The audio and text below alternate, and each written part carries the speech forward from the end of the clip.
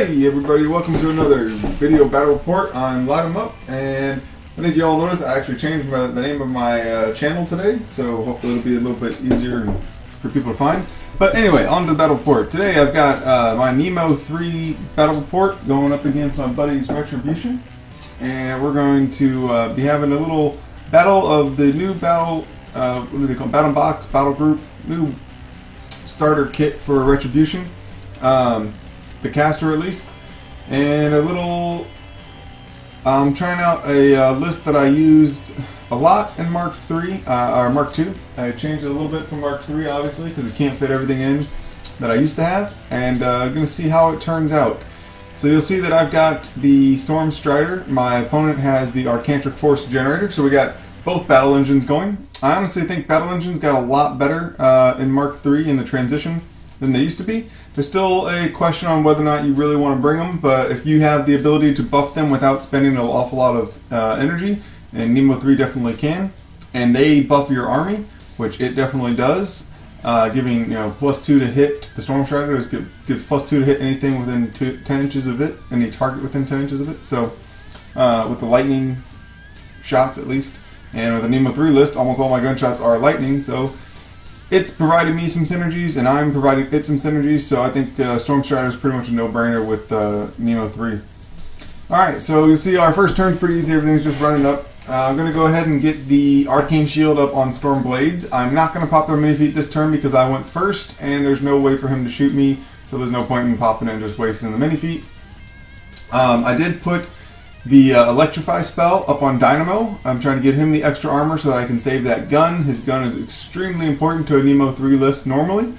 Might not pan out in this game, might pan out in this game, but I think it is worth it to give him some extra armor in the beginning just so that you know you can try to hope to save that gun, especially because I don't have any repair in this list. One of the things I had to take out in the transition was I had to take Arlen out, so there's no repair. And then Nemo lost his spell that makes people not care about crippled systems. So, yeah, giving that extra armor to Dynamo I think is pretty important. And then I put the other, the plus strength spell onto the Stormclad. And then Arcane Shield, obviously I already said one on the Stormblades. So, my opponent there, he moved up his Arcantrik Force Generator and shot a Rough Terrain AoE at Dynamo and ended up landing, drifting it directly into him, which is going to screw Dynamo because I have no Pathfinder for my Jax. I actually don't know how to get Pathfinder for Jax without a spellcaster that has it, like Cray. I think that might be a big weakness for CYGNAR. So if you're playing against CYGNAR and you're afraid of their Jax, if you can bring some sort of Rough Terrain, or you can use Rough Terrain to mitigate, you'll probably have a pretty good advantage there. You'll see my opponent there is moving all of his Jax. Helynna actually moved up, and she cast Deceleration and she cast Rhythm of War. And I'm not sure you can do both, but we played it that you could. One's an upkeep, one isn't, but they're both self-control range, self-range spells. So, I don't know. Either way, went up and played.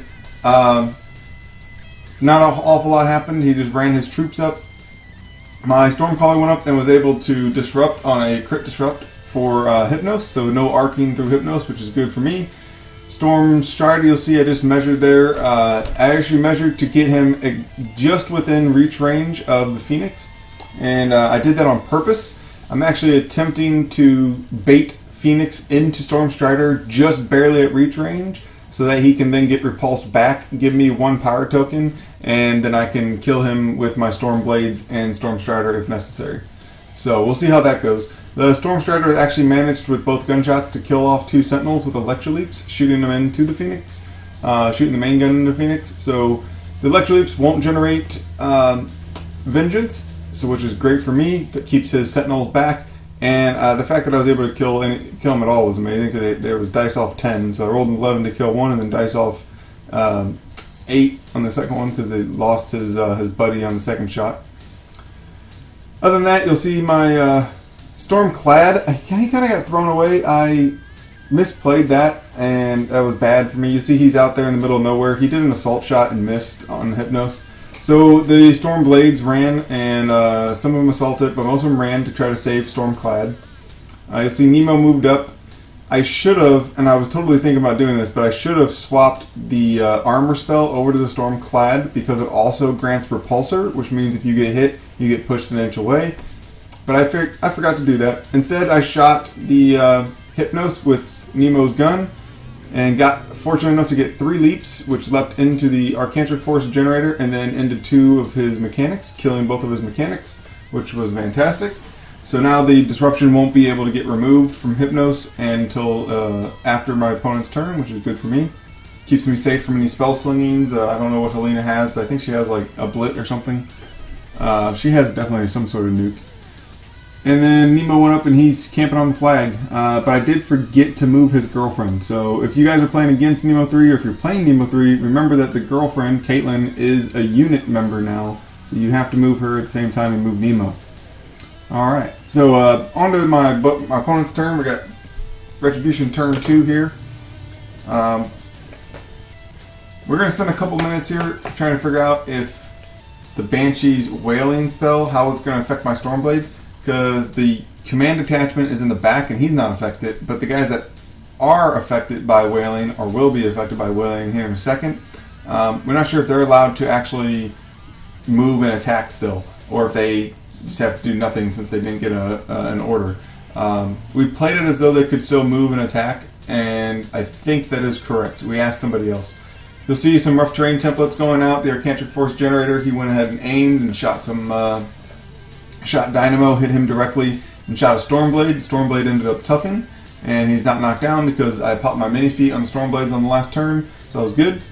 So their Stormblades are sitting at armor 21, tough, no knockdown, and immune to stationary, which is pretty cool. Right there you see we got proxy bases going down for the Banshee moving in. He's charging in. The Banshee is being proxied by whatever that double clawed jack is. That is a proxy. So proxy base there, he charges into the Stormclad and does a ton of damage to my Stormclad. Actually ends up leaving him on 6 boxes, just column 3. So just my movement is available. So the Stormclad's, both of his arms are broken. And then he hit my Stormblade with his offhand, but didn't kill him because tough. And then up next, Helynna, he's going to be measuring to see if he can get to the flag, pop his feet, and how close he can be with all that.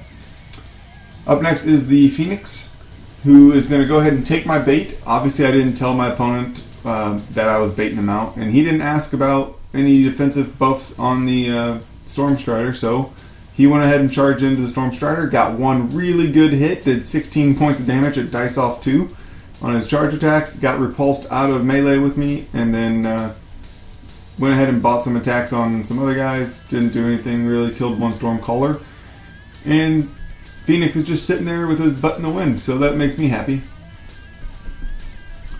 Alright, so the whole point of my game, if you see the way this thing's kind of airing out, I wanted the Stormstrider to be a distraction. That's why he's up there on the top.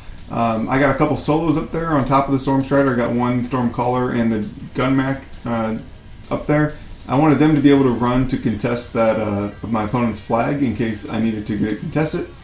And then you see at the bottom around my flag, I've got 2 jacks there and a bunch of Stormblades. And the idea is to keep everyone outside of 4 inches of my flag so that I can camp my flag, clear the zone if possible, but I'm not really concerned about that. I really just want to camp my flag to get control points. I think the pit is probably going to end up being one of those scenarios where you're going to win a lot of times by camping your flag. Maybe clearing the zone every now and again if your opponent doesn't put an awful lot into it. So right now you see Helynna she goes and touches her flag, and she's going to go ahead and pop her feet. The Sentinels went and they didn't do much. They killed a couple guys. I think they killed one Stormblade. And then Rhythm of War is going to kick in, and her jacks are going to be moving a couple inches back to get into position. He cannot move his, or he did not move his Banshee. He was afraid of taking 3 strikes, I guess, but he didn't move his Banshee, so his Banshee's actually out of the feet, which is good for me. And we're going to go 1-to-1 on control points on this at the end of his turn.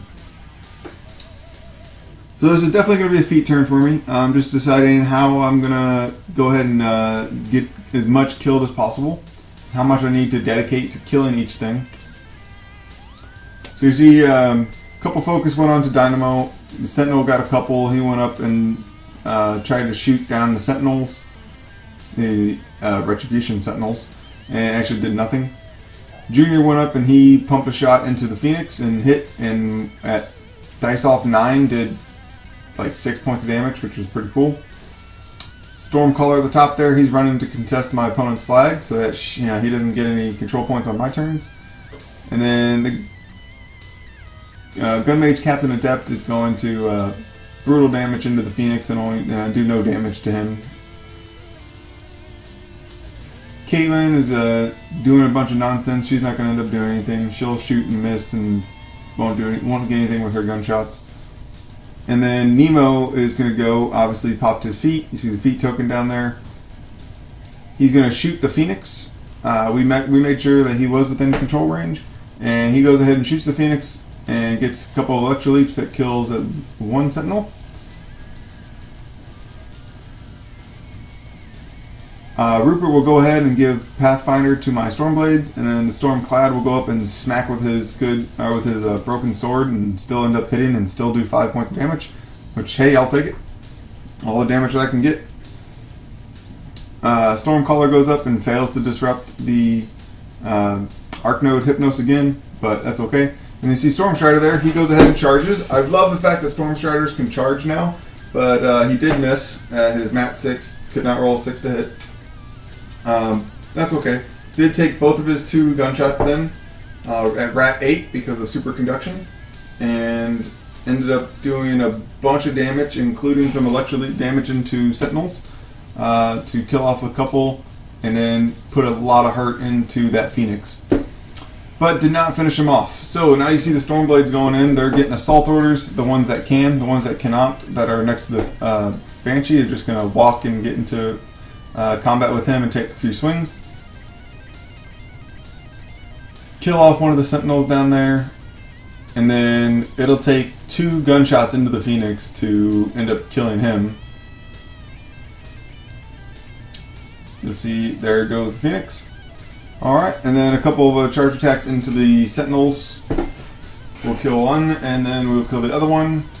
Stormblades hit like trucks, so, I mean, the Sentinels didn't have any extra buffs on them, so it wasn't that difficult to kill him. And he's left with just 4 Sentinels now, so that's good for me. I believe one of them's 4 and a standard bearer. So, right down at the bottom you see Dynamo. We had to go ahead and use precision measuring tools to see he was actually in by just the skin of his teeth on that 2.5-inch threat range because of the rough terrain.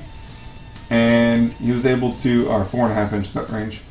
And he was able to get a bunch of damage. He actually ended up missing one of his 4 attacks because I loaded him up with focus. Did 17 points of damage and left the Banshee on 7 hit points. But that's okay. Banshee's big arm is still functional, but he's locked down away from my flag, which is what I wanted. And you'll see I will end my turn and I'll be at 3 control points for dominating my flag and controlling the zone, with the Sentinel and the Stormstrider both controlling. So onto my opponent's turn. He takes his Vengeance moves and gets a couple swings, kills off one guy, I believe. One Stormblade. And then he's going to go ahead. He figures out that he really needs to contest my flag or else he's just going to lose. Because if he doesn't contest my flag this turn, then I just have to end my turn next game. Or end my turn and I will win. So he's going to try to figure out whatever he can do to get something to contest my flag. So after a lot of thinking, his plan, he's seeing right now, we're pointing to some things. His plan is to walk up and try to two-handed throw, or sorry, Mark III, try to throw one of his Sentinels at my flag. It's not a great plan, but honestly I don't know what he could have done to contest my flag. The Mechanic was too far away to run. The Sentinel was too far away to do anything because he was engaged and couldn't make it through. None of the other Sentinels could run far enough without taking free strikes. So you'll see the Arc Node there, Hypnos, he'll go up and he's going to do a power attack throw and attempt to throw a Sentinel at Finch, and ends up deviating away from the flag and outside of 4 inches. So we'll end the game there. My opponent concedes, and it's going to be a CYGNAR victory. Alright people, so thanks for watching. I hope you enjoyed the video. I'm really enjoying CYGNAR. Next week, I promise everyone, there will be Scorn. I'm about to put my Scorn models into my bags as we speak. And I'm going to be trying out some Hexeris 2, and then I'll probably be trying out some Zal after that. See how he turns out. I think Zal won. So if anyone has any suggestions on what to put in my list, feel free to make comments, and I'll try them out. If anyone has any comments about this video, let me know. If you guys want to let me know if Helynna was able to cast Rhythm of War and Deflection at the same time, feel free to comment. If you guys have any suggestions on things you want to see, CYGNAR casters, Scorn casters, I have opponents that play almost everything, so if you guys have a caster you want to see me play against, put it in the comment section below. I love to hear from you guys. I try to respond to all my comments. Thanks for watching, and have a great week.